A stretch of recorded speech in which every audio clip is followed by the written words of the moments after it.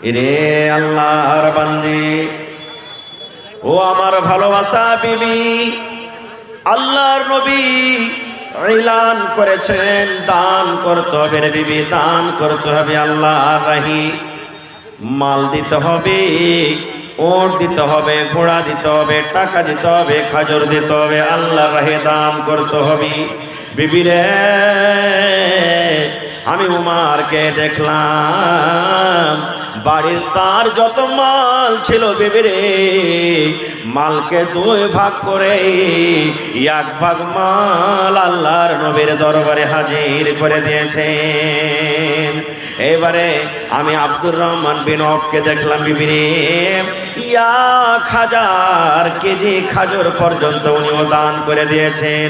আমি ওসমানকে দেখলাম, ওসমান সোনার টাকা, সোনার চাঁদি, দিনার দিরহাম, ওপর থেকে উট ঘোড়া যা পেরেছে উনিও দান করে দিয়েছেন। এরে আল্লাহর বান্দি, হযরত আবু বকর রাদিয়াল্লাহু তাআলা আনহু নিজের বিবিকে বলছেন, বিবি রে, আমার বাড়িতে কিছু টিন নাই, আমিও দানে শরীক হব, আমিও দান করব। দয়ার নবী বলেছেন দান করতে হবে বিবি রে, এই জন্য দেখো তো আমার বাড়িতে কিছু পাওয়া যায় কিনা। ওরে সুবহানাল্লাহ। এবারে বাড়িতে খোঁজাখুঁজি করতে লাগলেন, দেখি বাড়িতে কি আছে, দেখি তলাশ করে কি আছে।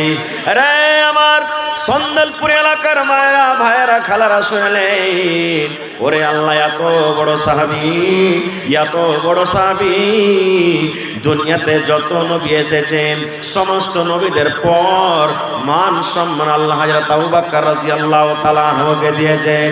এত বড় সাহাবীর বাড়িতে দান করার জন্য, ওরে আল্লাহ, এত গরিব মানুষ কিছু নাই, বাড়িতে কোনো রকম করিয়ে বানিয়ে দেখছে একসা মানে 2.5 কিলো যাও কিংবা যাওয়ের আটা বাড়িতে আছে। নিজের ছেলে মেয়ের জন্য একসা যাও কিংবা যাওয়ের আটা বাড়িতে আছে। আজকে বলেন, এই এলাকার যদি মানুষ, মুখিয়া, মেম্বার, সমিতি, সরপঞ্চ, জেলা পরিষদ আইসা যদি 100 টাকা দান করে, তা আপনারা তাকে খারাপ মনে করবেন না? করবেন না? বলবেন করবেন না? করবেন না? একটা খুব বড় ঠিকাদার যদি আইসা 10 টাকা দেয়, তো কি বলবেন? মাওলানা ঘুরিয়ে দেন, ঘুরিয়ে দেন, ঘুরিয়ে দেন, বলবেন কি বলবেন না? এত বড় সাহাবী, তার বাড়িতে বন্ধরে মাত্র 1.5 কিলো মতন চাও কিংবা যাওয়ের আটা। লজ্জার কারণে, শরমের কারণে হযরত আবু বকর রাদিয়াল্লাহু তাআলা আনহু ওই 1.5 কিলো মালকে এরকম করে চাদরে ঢেকে নিলেন, এরকম ভাবে সুন্দর করে কম্বল দিয়ে কিংবা চাদর দিয়ে ঢেকে নিলেন। এবার যেতে যেতে যেতে যেতে যে জায়গাতে, যে মজলিসে মাল রাখা আছে, কহ কি না জানিয়ে ওই নিজের মালটাকে ঢেরিতে রেখে দিলেন, যেন কেউ জানতে না পারে যে আবু বকর কি দিয়েছে মাল। ভাই মুসলমান, সমস্ত সাহাবীদের মাল যখন জমা হয়ে গেল, এবারে নবী বলছেন, হে উসমান, তুমি কি দিয়েছো? নবী গো, আমি এই দিয়েছি। এবার আব্দুর রহমান, তুমি কে দিয়েছো? নবীজি, আমি এটা দিয়েছি। এই করতে করতে করতে নবী উমারকে বলছেন, উমার, তুমি কি দিয়েছো? আল্লাহর নবী গো, আমি আপনার বন্ধু, আমি আপনার সাথী উমার, আমার বাড়িতে মালকে 2 ভাগ করেছে নবীজি। 2 ভাগ করে আমার ছেলে মেয়ের জন্য 1 ভাগ মাল আমি বাড়িতে রেখেছি, আর 1 ভাগ মাল আপনার সামনে আমি হাজির করে দিয়েছি। এইবারে নবীজি আবু বকরকে বলছেন, আবু বকর রে, তুমি কি দিয়েছো? মরণ কথা স্মরণ কি তোর নাই, মরণ কথা স্মরণ কি তোর নাই রে মুমিন ভাই, মরণ কথা মনে কি তোর নাই। মাল ধন পয়সা করে, মাল ধন পয়সা করে থেকে যাবে দালান বাড়ি। আরে মাল ধন পয়সা করে, মাল ধন পয়সা করে থেকে যাবে দালান বাড়ি। কিছুই তোমার সাথে যাবে না রে মুমিন ভাই, মরণ কথা মনে কি তোর নাই, মরণ কথা স্মরণ কি তোর নাই রে মুমিন ভাই, মরণ কথা স্মরণ কি তোর নাই। নারে তাকবীর। আজকে জলসা যোগ্যতম শ্রদ্ধেয় সভাপতি সাহেব, উপস্থিত উলামায়ে কেরাম, সামনে বসে থাকা ইসলাম দরদি, দিন দরদি ভাই বাবাজিরা, পর্দানসীন মায়েরা, খালারা, আজকে আমি আপনাদের সামনে কোরআন মাজিদের এখানে আয়াত তেলাওয়াত করেছি। সে আয়াতকে সামনে রেখে আমি আমার বক্তব্য ইতি করব। ওমা তাওফীকি ইল্লা বিল্লাহ। আল্লাহ রব্বুল আলামিনের দরবারে দোয়া করি, হে রব্বুল আলামিন, আমি যা কিছু বলবো যেন সহিহ হাদিস এবং কোরআন থেকে বলতে পারি এবং সাথে সাথে সকলে যেন আমল করতে পারি, তার জন্য আল্লাহ আমাদেরকে তৌফিক দেন। আল্লাহুম্মা আমিন। মুসলমান, আজকে খুব দামি কথা দিয়ে যাব আপনাদেরকে, কিন্তু একটু আপনারা ধৈর্য সহকারে শুনতে হবে, মন দিয়ে শুনতে হবে, আপনাদেরকে জীবনে কাজ দিবে। ভাই ভাই মুসলমান, কোরআন মাজিদে 114টা সূরা আছে। কত সূরা আছে ভাই? 114। আজকে যে আমি আপনাদের সামনে আয়াত তেলাওয়াত করেছি খুতবার পরে, এই আয়াতটা হলো ওই 114 সূরার মধ্যে একটা সূরা আছে, সূরাতুত তাওবা। আছে না কোরআনে? একটা সূরার নাম আছে সূরাতুত তাওবা। তাওবা সূরা থেকে 110 নম্বর আয়াত পড়েছি। গোটা কোরআন মাজিদে প্রত্যেক সূরার আগাদিকে আপনি দেখবেন বিসমিল্লাহির রহমানির রহিম লেখা আছে। যারা কোরআন পড়ালেখা জানছেন দেখবেন যে প্রত্যেক সূরাতে বিসমিল্লাহ আছে। আসে না নেই ভাই? এবারে এই সূরা তাওবা একটা এমন সূরা যেই সূরার আগে বিসমিল্লাহির রহমানির রহিম কিন্তু লেখা নেই। দেখবেন সূরা তাওবাতে বিসমিল্লাহ নেই, সূরা তাওবাতে বিসমিল্লাহির রহমানির রহিম লেখা নেই, ডাইরেক্ট সূরাটাই শুরু হয়ে গেছে। আপনি কোরআন মাজিদ পড়েছেন, কোরআন মাজিদের আগে যেটা সূরা আছে, মানে সূরা তাওবার আগে যেটা সূরা আছে, ওই সূরাটা আপনি পড়তে পড়তে পড়তে পড়তে পড়তে শেষ হয়ে গেল। এবার সূরা তাওবা আপনি শুরু করবেন, তো ওইখানে বিসমিল্লাহির রহমানির রহিম পড়িতে হবে না আপনাকে, ডাইরেক্ট ওইটা সূরা পড়িতে হবে আপনাকে, লেখা নাই, পড়িতে হবে না। কেন নাই? প্রশ্ন জাগে না জাগে না? কেন নাই হাজি মাওলানা? সব সূরার আগা থেকে বিসমিল্লাহ, তো সূরা তাওবাতে কেন বিসমিল্লাহ নাই? প্রশ্ন জাগছে না জাগে না ভাই? তো কেন নাই ইয়ার জবাবটা দিব না আজকে, কারণ সময় নেই, ওইটা আমি পিছাই না, ওদিকে যাব না। আর কোরআনে একটা সূরা আছে সূরাতুন নামাল। সূরাতুন নামাল, নামাল মানে হলো চিউটি, পিঁপড়া যাকে আমাদের ভাষাতে বলি। ওই সূরাটাতে পিঁপড়ার কথা আল্লাহ তাআলা বলেছেন। তো ওই সূরাটাতে দুটা বিসমিল্লাহ আছে। একটা তো সূরাটা মানে কোরআন মাজিদে মানে সূরাটা শুরু করবেন নামাল সূরা, ওর শুরুতে একটা আছে প্রথমে, আর একটা মধ্যখানে আছে, সূরার মধ্যখানে বিচে আছে। কেন মধ্যখানে হলো? সূরা তাওবাতে সূরা হলো না, আর সূরাতুন নামালে ডাবল কেন হলো? আল্লাহ বাচ্চারাকে আবার কোনোদিন কোনো জালসাতে বলবো। তবে এটা মনে রাখেন, আপনাকে যদি কেউ জিজ্ঞাসা করে, আরে ভাই কোরআনে কোন এমন সূরা আছে যাতে বিসমিল্লাহ নাই, কি বলবেন? জোরে বলেন। ভুলে গেলেন এখনই যে ভাই, যদি আপনাকে কেউ প্রশ্ন করে যে কোরআনে কোন এমন সূরা আছে যাতে সূরাতে বিসমিল্লাহ লেখা নাই, কি বলবেন? সূরাতুত তাওবা। সূরাতুত তাওবা মনে করেন, এটা খুব দামি সবক দিচ্ছে আপনাকে, সূরাতুত তাওবা। আর যদি আপনাকে বলে আচ্ছা বলো তো কোরআনে কোন এমন সূরা আছে ওতে ডাবল বিসমিল্লাহ আছে, তো কি বলবেন? সূরাতুন নামাল। সূরাতুন নামাল, সূরাতুন নামাল। এবার পেঁয়াজি দিয়ে যদি আপনাকে বলে, এই বইলে তো দিলি যে ওতে বিসমিল্লাহ নাই, এতে দুটো আছে, কেন আছে বলতো? তো কবে মৌলানা এর আগে বলেনি, ফের কোনোদিন জালসাতে বলবে, তো আমিও কোনোদিন বলবো তোমাকে, ঠিক আছে ইনশাআল্লাহ।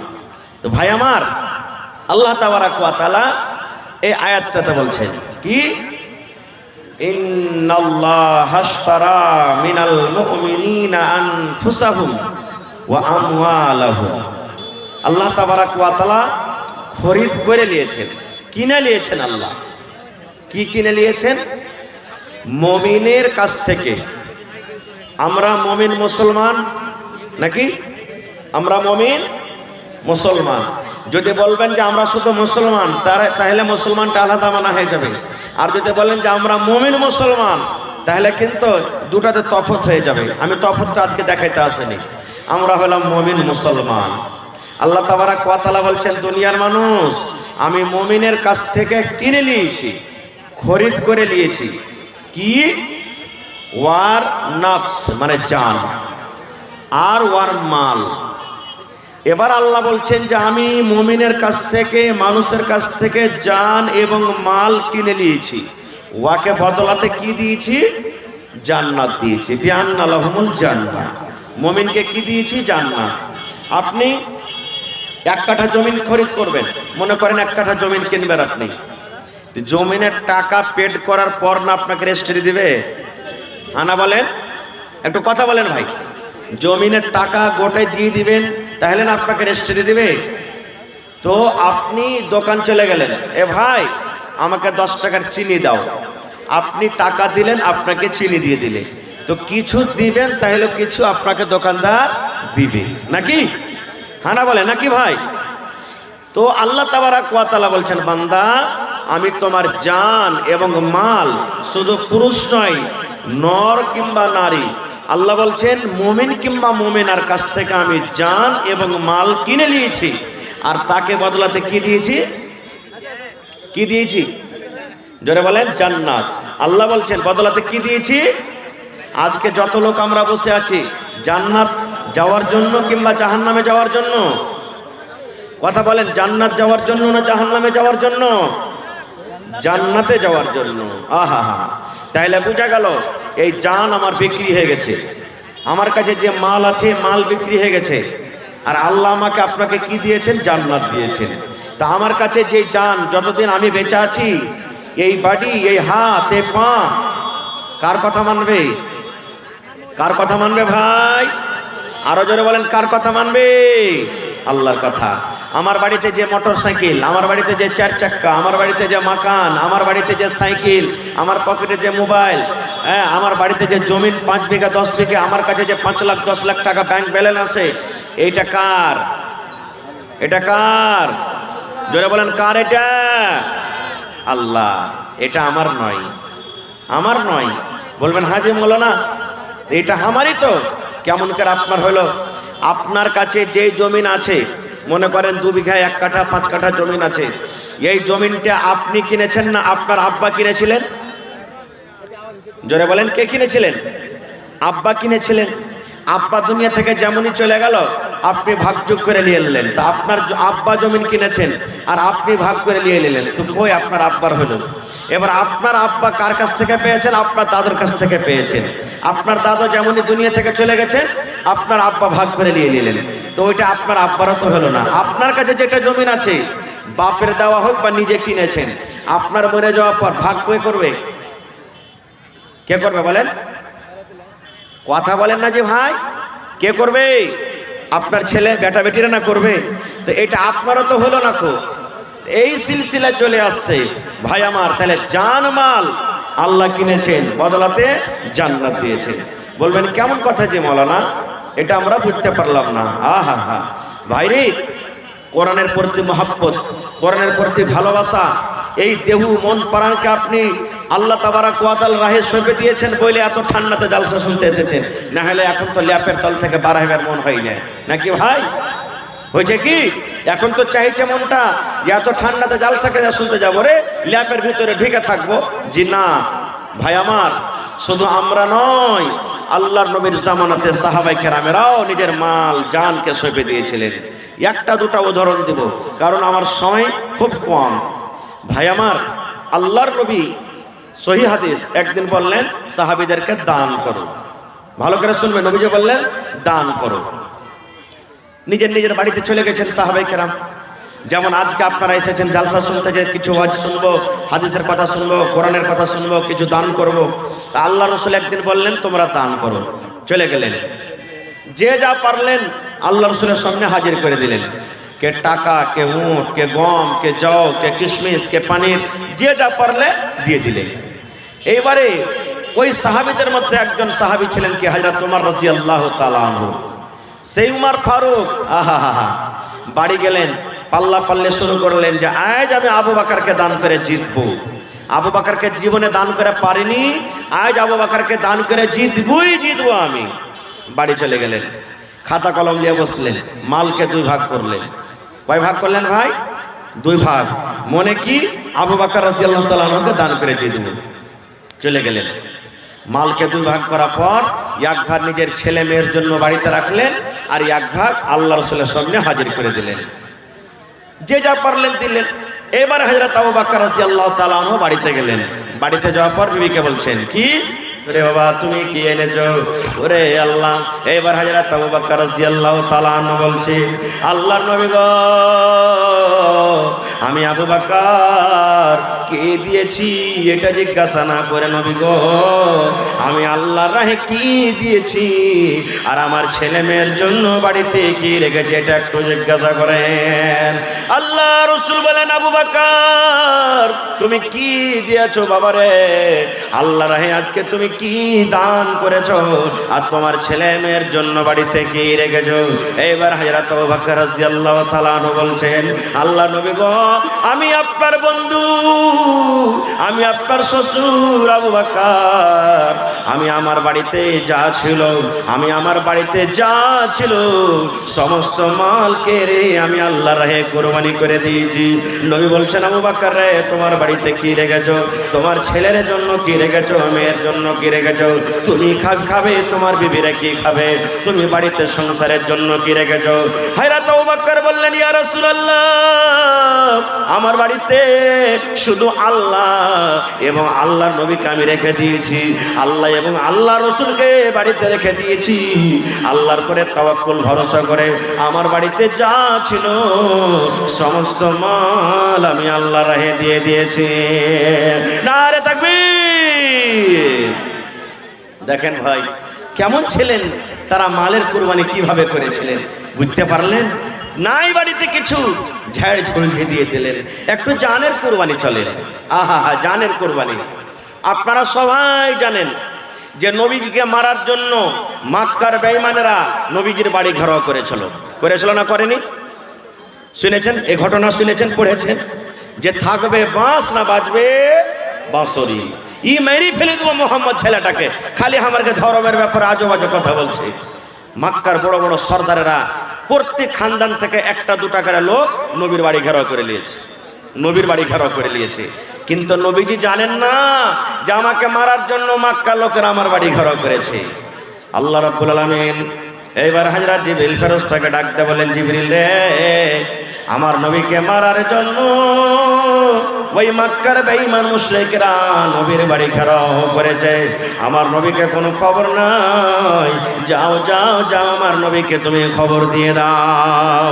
লম্বা ঘটনা যাব না।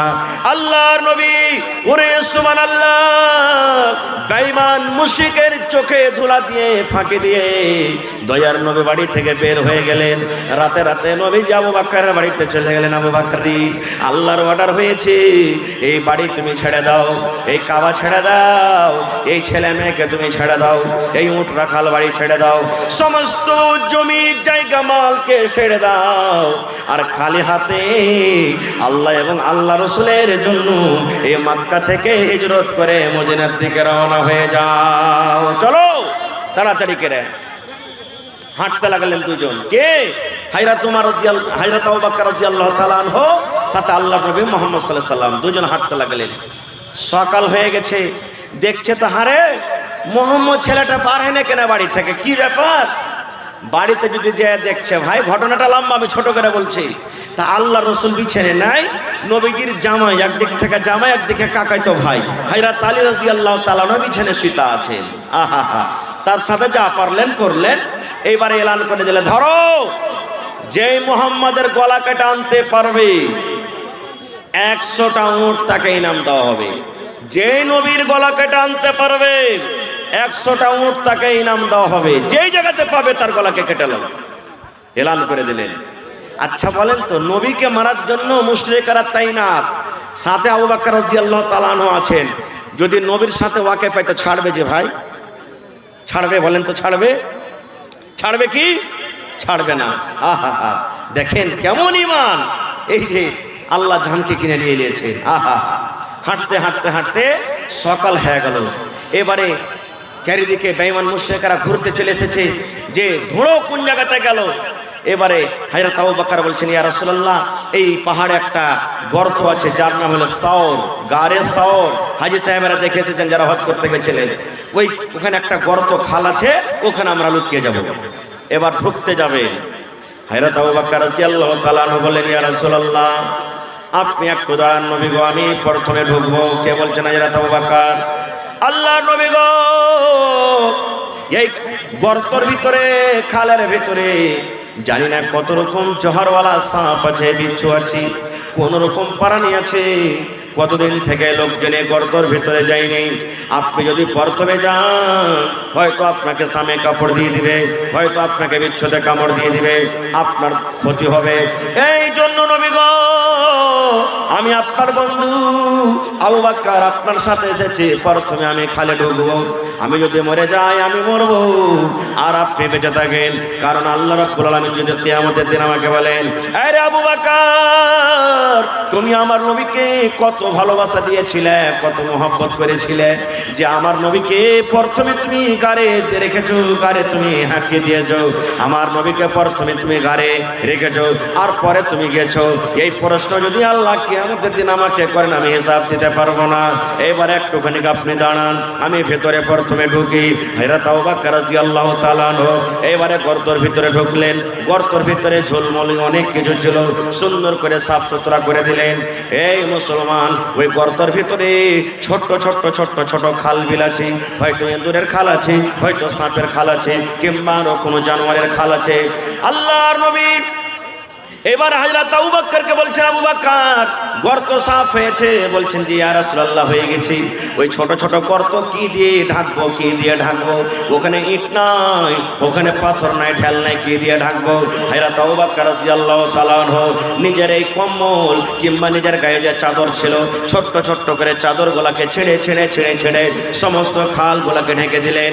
এইবারে বন্দরে একটা খাল বন্ধ করার জন্য কিন্তু কাপড় আর পাওয়া যায় না, ঘটে গেল।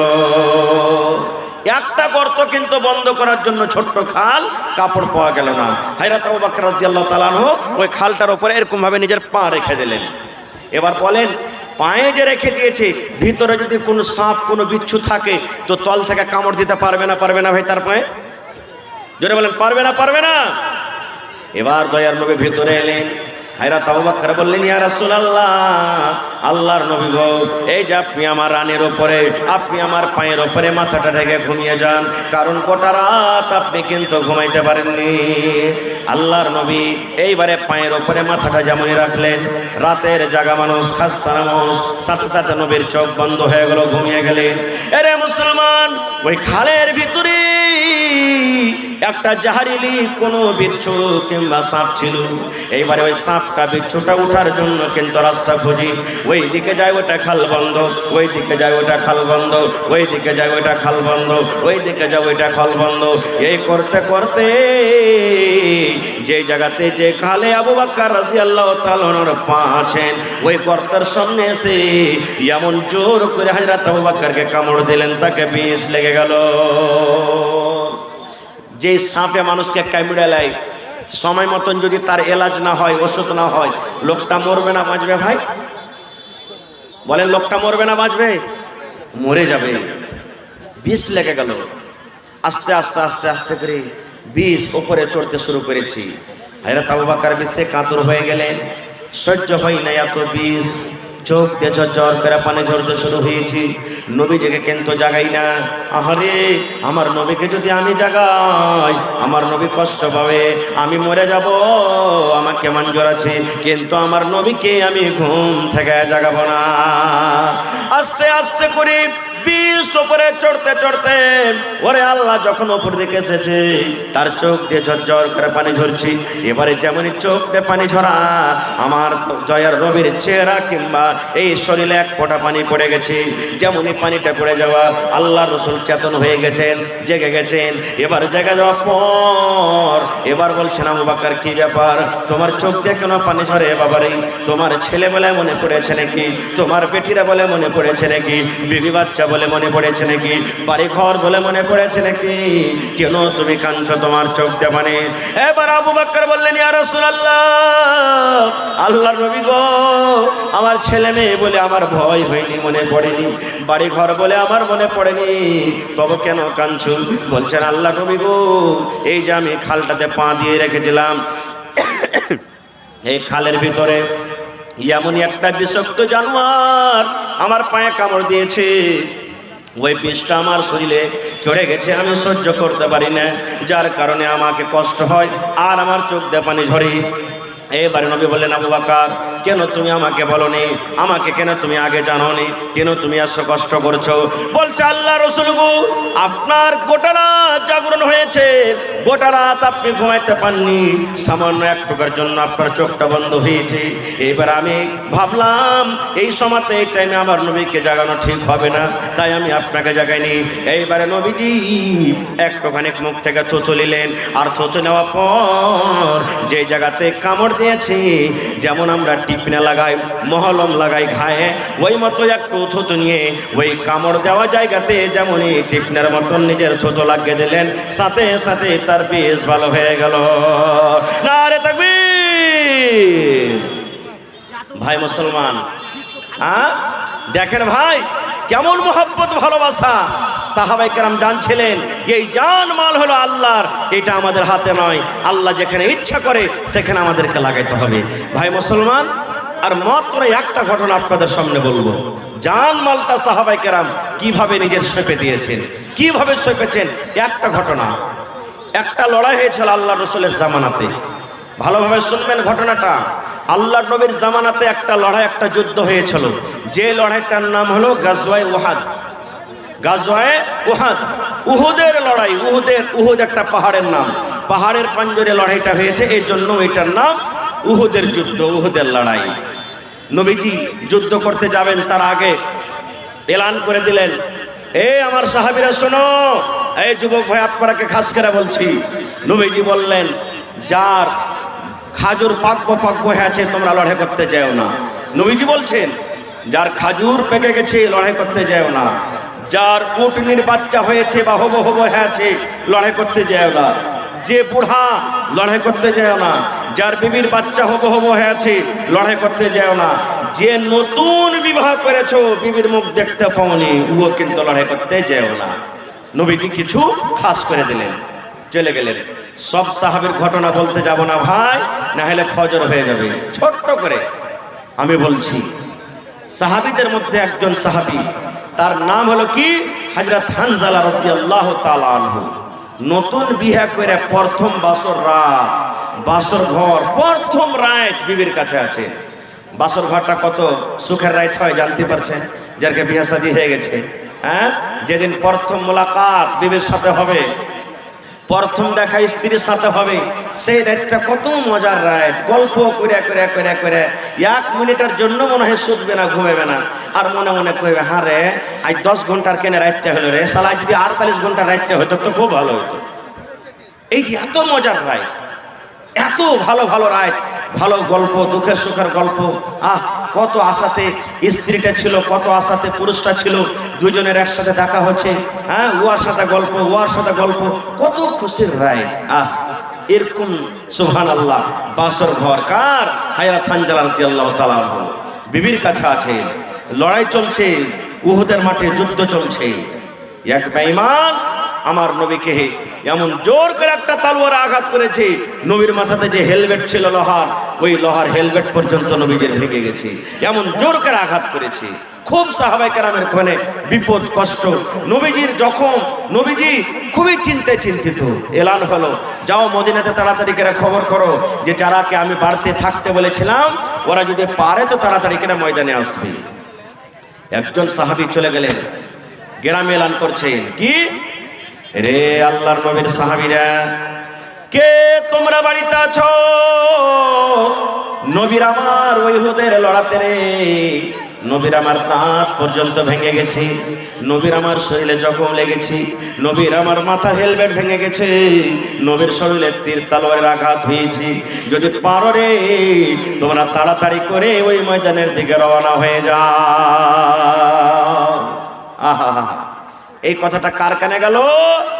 ওই যে সাহাবী যে নতুন বিবেকে নিয়ে রাতের বেলাতে আনন্দিত করছেন, প্রথম বছর ঘর বিবির পাঞ্জরে ঘুমিয়ে আছেন। ওরে আল্লাহ, কত গল্প, কত বিবির সাথে কথা, তার কানে আওয়াজ এলো, আরে আমি নতুন বিবির পাঞ্জরে শুতে আছি আর আমার নবী কষ্টতে ময়দানে আছি, আমার নবীকে কত তীর লেগেছে, তলোয়ার লেগেছি।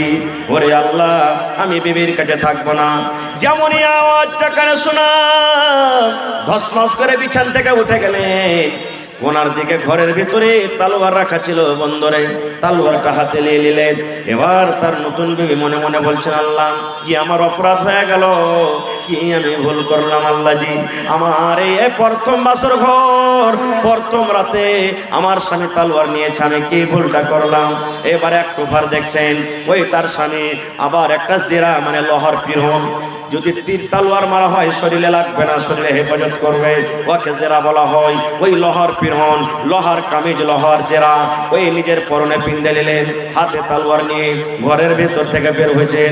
আর বিবিকে বলছেন, বিবি রে আজকে তোমার সাথে আমার প্রথম বাসর ঘর রে বিবি, আজকে তোমার সাথে আমার প্রথম ঘর, আজকে তোমার কাছে গোটা রাতটা আমি কাটাতে পেলাম না রে বিবি, আমি চললাম জিহাদের ময়দানে, আমি লড়াইয়ের ময়দানে চললাম, আল্লাহর নবীর ডাক হয়েছি, আল্লাহ নবীর এলান হয়েছে, বিবি রে এই যে আল্লাহ আমাকে দেহ দিয়েছেন, জান দিয়েছেন, হাত দিয়েছেন, পা দিয়েছেন, এটা আমার নয়, এটা হলো আল্লাহর জন্য আল্লাহ কিনেছেন, আর আল্লাহ এবং আল্লাহ রাসূল যেই কাজে লাগাবেন আমাকে সেইখানে যেতে হবে। বিবি হাত খান ধরে বলছেন, স্বামী গো, আমি মদিনার মধ্যে একটা কেমন মেয়ে ছেলে, তুমি এখন আমাকে জি ভরে দেখনি, আমি তোমাকে এখন জি ভরে দেখিনি, তোমার সাথে যেরকম একটা গল্প হয় এখনো ভালো মতন হয়নি, এই তো আমাদের কিছু সময় কাটলো, এই তো আমাদের প্রথম বাসর ঘর, হঠাৎ করে আপনি চলে যাবে, স্বামী গো একটুখানি আপনি দাঁড়ান, আর দুটা কথা আপনার সামনে আমি বলিনি, আর দুটা কথা আপনি আমার সামনে বলেলেন, একটুখানি দাঁড়ান, একটুখানি থামেন। বলছে বিবি রে না না না, আমি তোমার সাথে আর কথা বলতে পারবো না রে বিবি, যদি আমি স্বামী হিসাবে তোমার হকটা যদি আদায় করতে না পারি, যদি স্বামী হিসাবে আমার যদি কোনো ভুল হয়ে থাকে, আল্লাহর হস্তে তুমি আমাকে ক্ষমা করে দাও।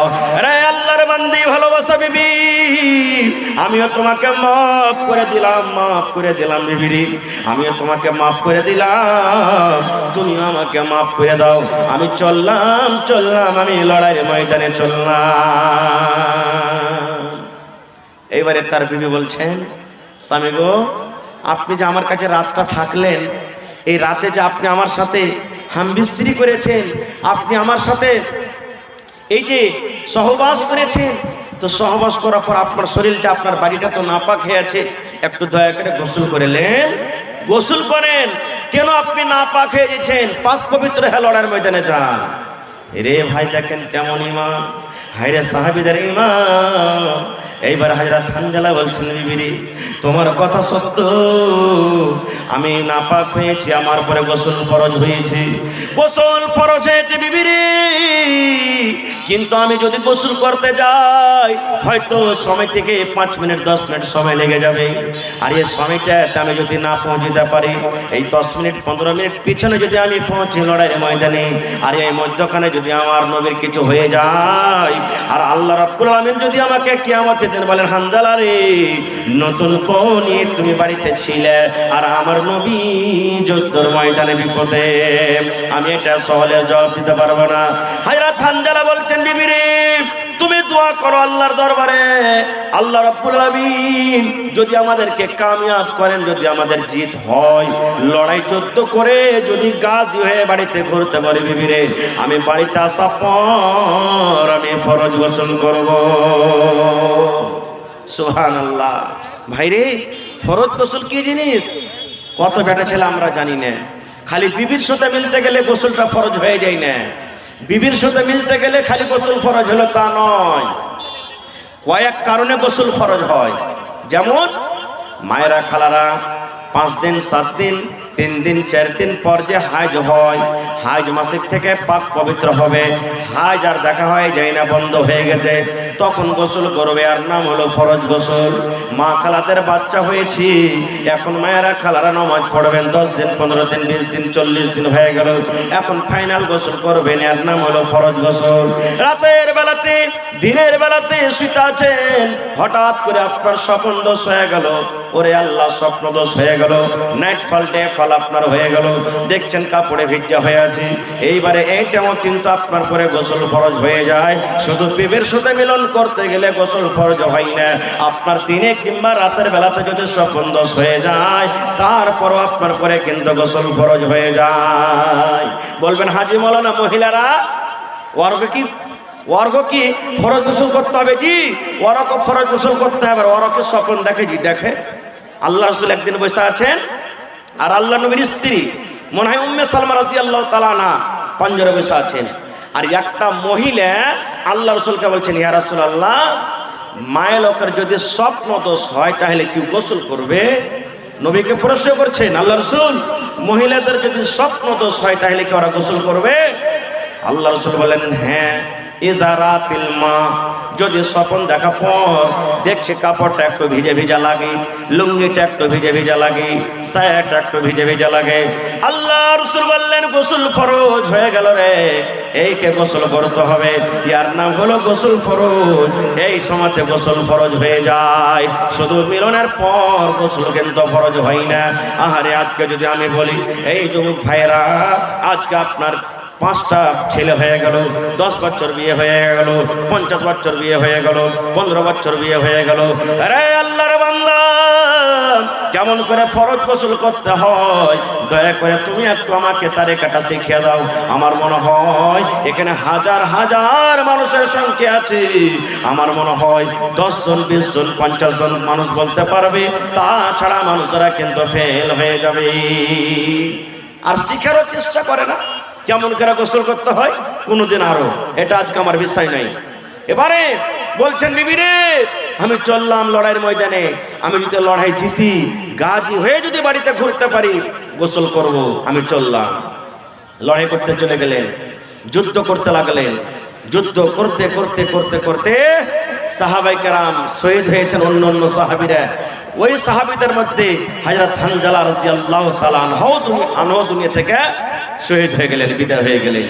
মদিনাতে খবর হয়ে গেল, কার বাপ মারা গেছে, কার ভাই মারা গেছে, কার ভাই মারা গেছে, কার স্বামী মারা গেছে, কার দাদা মারা গেছে, কার মামা মারা গেছে, কার চাচা মারা গেছে, কার নানা মারা গেছে।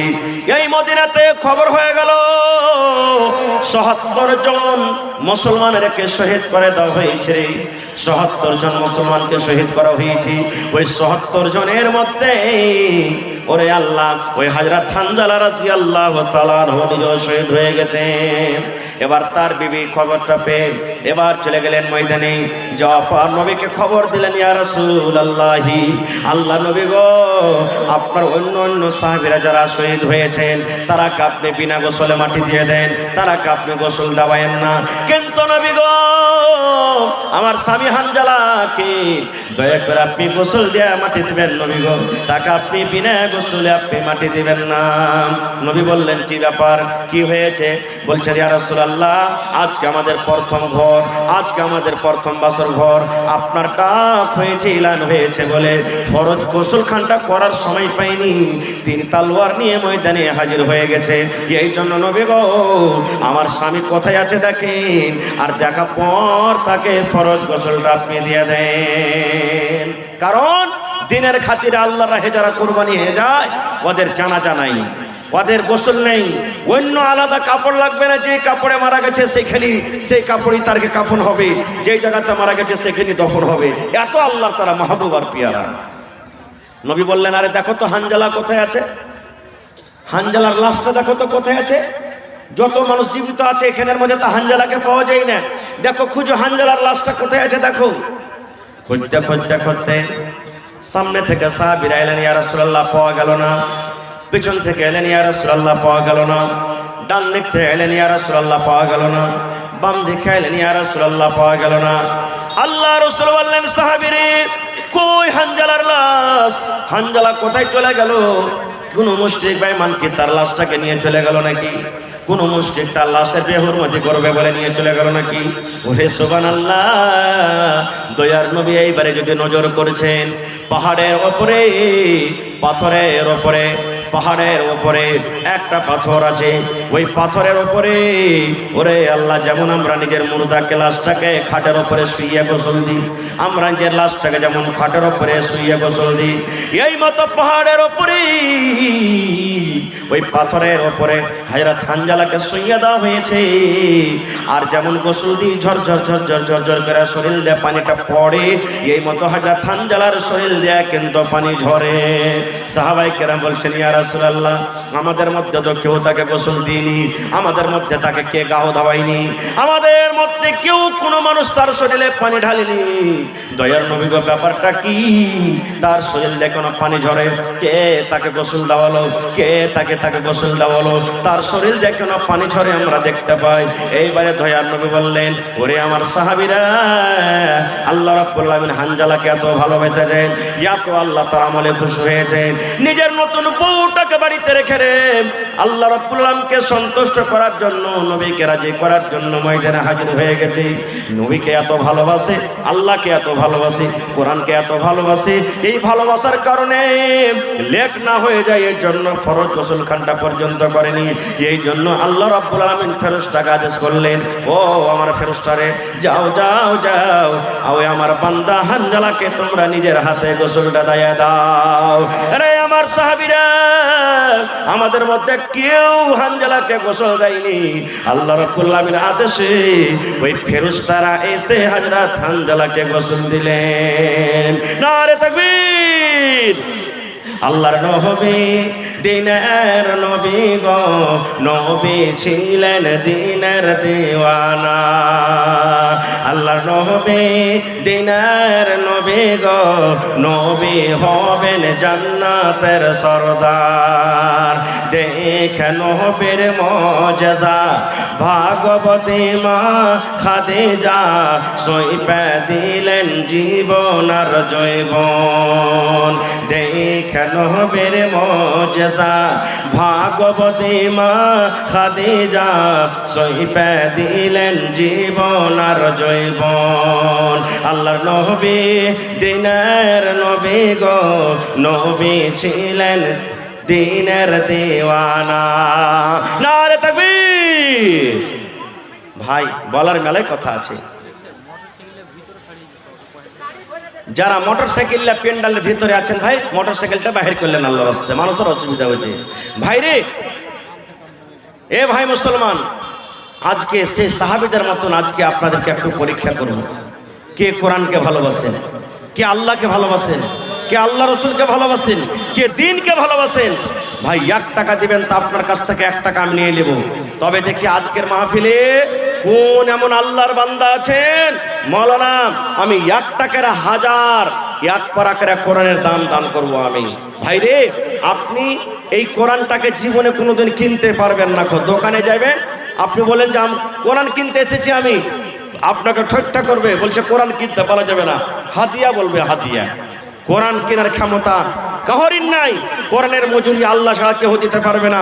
তবে কোরআনটার মান সম্মান রেখে দেখি কোন আল্লাহর বান্দা আছেন 30 পারা কোরআনের দাম 30,000 টাকা একটা লোক কেউ দিতে পারবে? 30,000 না পারবেন, কেউ পাঁচ পারার দাম 5,000 দিয়ে দেন, কেউ 10 পারার দাম 10,000 দিয়ে দেন, কেউ 20 পারার দাম 20,000 দিয়ে দেন, কেউ 2 পারার দাম 2,000 দিয়ে দেন, কেউ 1 পারার দাম 1,000 দিয়ে দেন। দেখি আল্লাহর রাস্তে আমার কোনো ভাই, মা, খালা, দাদা, নানি এমন আছেন যে আজকে কোরআনটার জন্য কোরআনের মান সম্মান রেখে দান করবেন। এই দেখেন আপনাদের সামনে মাইকম্যান আমার ভাই নাজিম সাহেব বানগামা, যারা গেছিলেন শুনেছেন, বানগামার কয়েকদিন হলো জালসা, 7 তারিখে মনে হয়। আমি একটা জমিনের আবদার করলাম, কোন আল্লাহর বান্দা এমন আছেন যেই মাদ্রাসার জন্য, কোরআনের জন্য 1 কাঠা কিংবা 1 ডিসমিল জমিন দান করতে পারবেন? 2 জন, একটা হলো একড়া বাড়ি আর আরেকটা মনে হয় গ্রামের নাকি, আমি বলছি 2 ডিসমিল জমিন দুজনে দান করে দিলেন। আল্লাহুস সামাদ। আজকে দেখি আমার এই সন্দলপুর চামাপাড়া মাদ্রাসার জন্য বানাতের জন্য দেখি কোন আল্লাহর বান্দা এমন আছেন, মাওলানা আমি 1 ডিসমিল কিংবা 1 কাঠা জমিন আল্লাহর কোরআনের জন্য আমি মাদ্রাসাতে দান করে দিলাম। আর না হলে মাওলানা মাঠে আমার জমিন আছে, বিক্রি করে যা হবে আমি সমস্ত টাকা আমি ওখানে জমা করে দিলাম। দেখি কোন এমন ভাই আছেন, জালসার কমিটিকে বলবো তাড়াতাড়ি করে চাদর দিয়ে মা খালাকে পেন্ডালে এক্ষুনি পাঠিয়ে দেন। কমিটির লোক মা খালারকে পেন্ডালে চাদর দিয়ে পাঠান। মায়েরাকে বলবো যে আমার ভাইয়েরা যেমন দান করে মন খুলে খুলে, এলাকাতে ওয়াজ শুনতে ভালো, দান করতে ভালো, মা খালারাও কিন্তু পিছিয়ে থাকে না, ওরাও ওয়াজ শুনতে ভালো, দান করতে ভালো। মায়েরাকে বলবো মন খুলে খুলে টাকা, গহনা, আপনার চাদর, কাঁসা, আল্লাহুস সামাদ, ছাগল বিক্রি। এই পরশুদিন একটা জালসা করলাম ভাই, জিয়াগাছি গোটপুর 22-এর পাঞ্জরে।